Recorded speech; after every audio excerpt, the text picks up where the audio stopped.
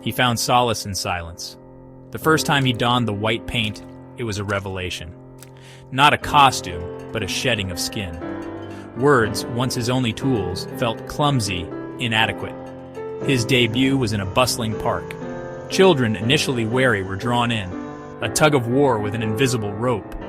Their laughter was his applause. He craved more. Larger crowds, grander stages. Each performance a deeper dive into the quiet world he was building. A world where expressions spoke louder than words, where silence was the most powerful sound. His silence seeped into his life off stage.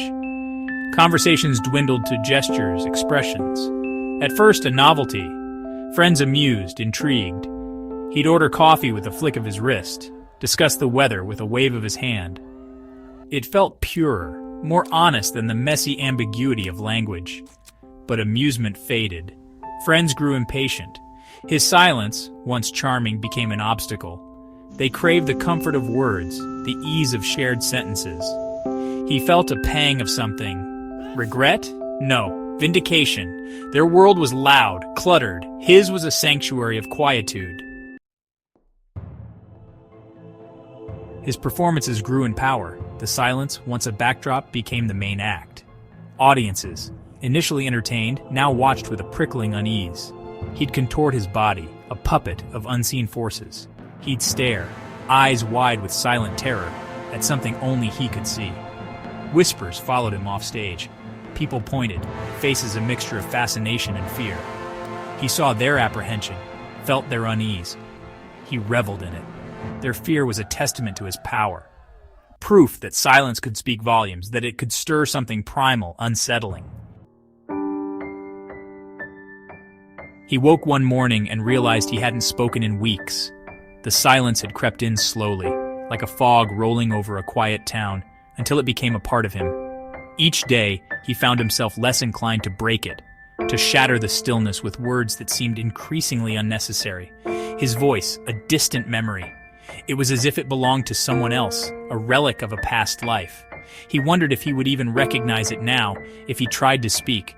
But the thought of trying felt foreign, almost intrusive. The thought, instead of alarming him, brought a strange sense of peace. There was a tranquility in the quiet, a serenity that words had always disrupted. He found solace in the absence of sound, a comfort in the void. He no longer needed words. They were cumbersome, clumsy tools that often failed to convey the depth of his thoughts and feelings. In silence, he found a purer form of expression. His world was one of expressions, gestures, the unspoken language of the soul. Every movement, every glance carried meaning. It was a dance of silent communication, more profound than any spoken word. The world of sound felt distant, irrelevant. The cacophony of voices, the constant barrage of noise, seemed like a distant echo, a background hum that no longer held any significance. He walked with a newfound lightness, a ghost gliding through a world of noise. The silence was his cloak, his shield, protecting him from the chaos around him. People seemed to part around him, their conversations dying down as he passed. It was as if they sensed his detachment, his separation from their noisy world. He was a void, an absence, a silent observer in a world that never stopped talking. He found a strange power in his silence, a strength in his quiet presence. He was the silence that stretched between the notes, the breath held before a scream. In the spaces between sounds, he found his true self, a being defined not by words, but by the absence of them. He was becoming something else. Not just a man who had forgotten how to speak, but a man who had discovered the profound beauty of silence. In the quiet, he found his essence, his true identity. Section 5. A world muted. The city shrunk around him. Streets, once familiar, now felt like a labyrinth. Faces blurred, their voices a dull roar. He was adrift in a sea of white noise. His performances became less about entertainment, more about revelation. He was a conduit, channeling something vast, unknowable. He'd stand perfectly still for minutes, an eternity in the human clock of attention. Then, a twitch, a spasm, as if fighting against invisible bonds, unseen forces. People would watch, transfixed, horrified. They couldn't look away. He was a mirror reflecting their deepest fears, their unspoken anxieties. Section 6. The Grand Spectacle, the Grand Theater, the pinnacle of his career. A place where dreams were both born and shattered. A stage where legends had tread, voices had soared. It was a sanctuary for the arts. A place where the echoes of past performances lingered in the air.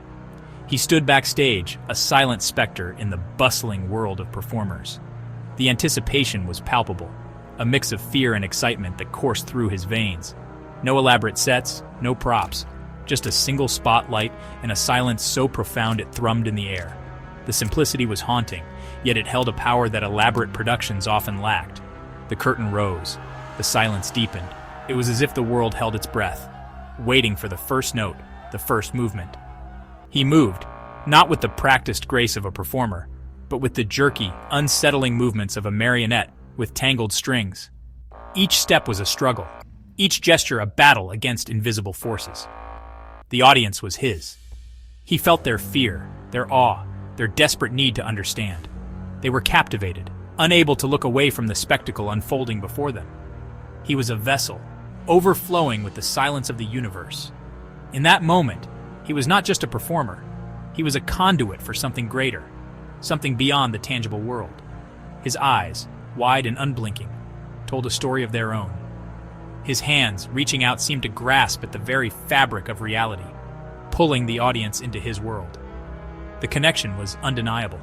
The audience leaned forward, some with tears in their eyes, others with expressions of sheer wonder.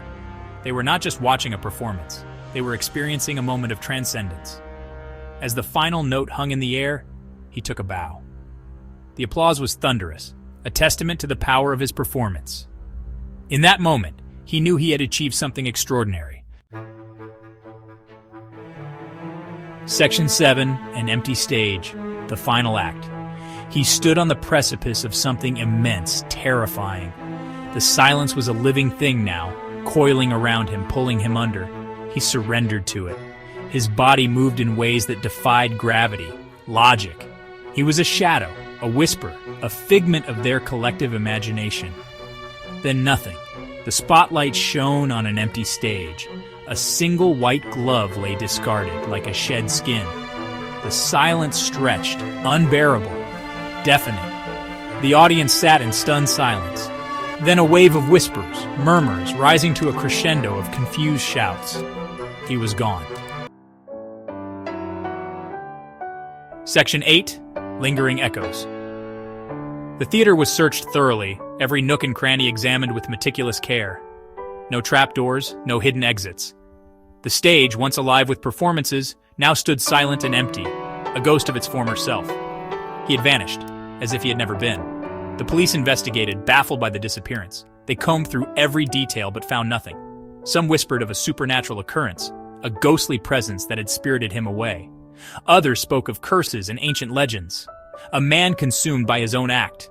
The mime, they said, had become one with the shadows, lost in the very performance he had perfected. Others, more practical, muttered about elaborate hoaxes, publicity stunts designed to draw attention. But the silence lingered. In the empty theater, in the hushed whispers of the city, the story grew. It became a legend, a tale told in hushed tones. In the uneasy feeling that something wasn't quite right, people felt a chill in the air, a sense of foreboding that they couldn't shake off. He was gone, but his silence remained. The theater, once a place of joy and laughter, now echoed with an eerie stillness, a haunting echo of the man who had found solace in the absence of sound, a man who had become a part of the silence itself, and in doing so had unearthed something unsettling, something profound.